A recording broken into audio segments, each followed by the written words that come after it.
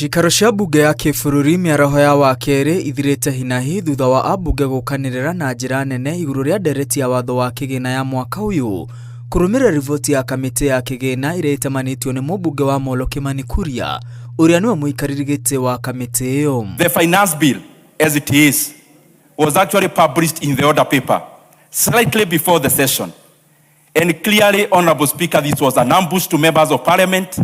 But I want to hail all the pro-people members of Parliament for turning up, Honorable Speaker, and defeating the treachery that had been planned, Honorable Speaker. Kamĩtĩ ĩyo nĩ iguanĩire na igoti rĩrĩa rĩendekithĩirio nguo cia mĩtumba hamwe na igoti rĩerũ kũrĩ endia a cuma ngũrũ. Mr. Speaker, this bill is actually going to tax clothes for those people that cannot afford new clothes. We are introducing a tax on mitumba, the clothes that are bought by the people that we employ in our places that do not have money. But is Honorable Robert in order to be using the floor of this house to misinform the country that there is tax on mitumba? Kamĩtĩ ĩno ĩrĩa ĩtanehereria a Kenya arĩa mathũkũmaga thĩ wa ciringi 30,000 igoti yũrĩtie ministry ya kĩgĩna kũrora werũ magoti marĩa mararĩhwo nĩ a Kenya othe andĩke. Kamĩtĩ ĩno ĩkiuga magoti ma waki wa nyũmba, SHA na NSSF nĩ manyihĩtie na njĩra nene mũigana wa mũcara ũrĩa a Kenya andĩke marainũkia. We have seen the head of state, Honorable Speaker, talking about exemption, Honorable Speaker, of payee for the Kenyans earning below 30,000 Kenya shillings, Honorable Speaker. That has not been carried in here, Honorable Speaker.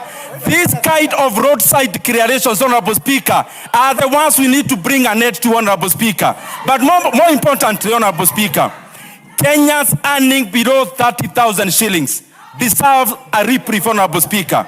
And especially in a situation where their pockets are raided from every direction. Kũgĩte na njũkanĩrĩro nene ya ambunge makĩria arĩa mararũgama mwena wa mũng'ethanĩro makiuga watho ũyũ ũrĩa ũtanyĩte kũngania bilioni 99 nĩ ũrahinyĩrĩria mũingĩ na gũtirĩ hĩndĩ marĩ ũhĩtũkia. I said before that we have passed the budget. In as much as we may have a contest with the finance bill, as members, let us think of how to raise funds to fund that budget. We need an introspection, Honorable Speaker, and we check through facts. These sequential finance bills every year, what have they yielded?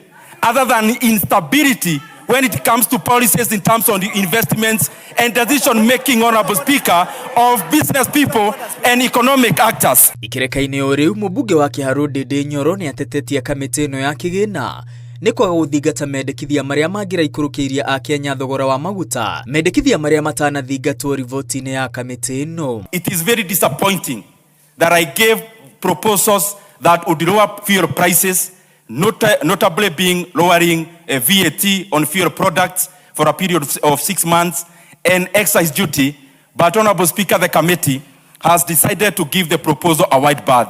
It is a very dark day on that sphere, Honorable Speaker, and I wish the committee, Honorable Speaker, would have listened to Kenyans and especially around this point in time. The MP for Ciikaro should not impute improper motive of the committee. We are in no any obligation to adopt your recommendations. If you think you are convincing enough, Honorable Speaker, you need to come to the House tomorrow, draft those amendments, convince the House, and the House will agree with you, Honorable Speaker.